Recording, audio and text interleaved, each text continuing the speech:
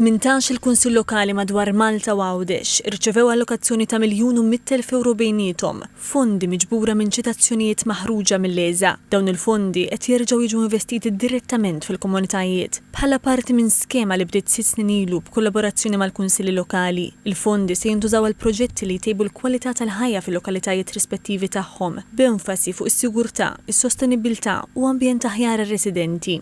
Bħala proġetti jintlaqgħu fuq 5 temi fosthom li inkludu l-ħarsin tal-wirt nazzjonali u kulturali tal-lokalitajiet, għandek trasport alternattiv, spazji aħjar, sigurtà, għandek dak il-kriterji li naħossu li ikunu aħjar u benefiċċju għas-sigurtà tal-ċittadini kif ukoll biex ikollna ambjent aħjar fil-lokalitajiet tagħna.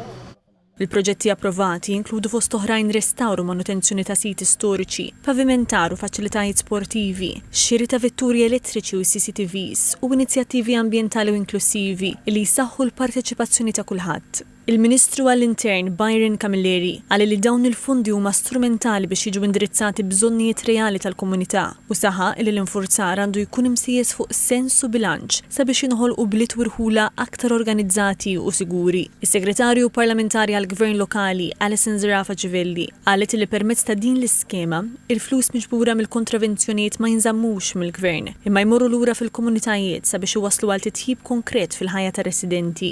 Mill-2021 lil hawn, permezz ta' din l-inizjattiva twettqu 113 il-proġett b'investiment ta' madwar €6 miljun.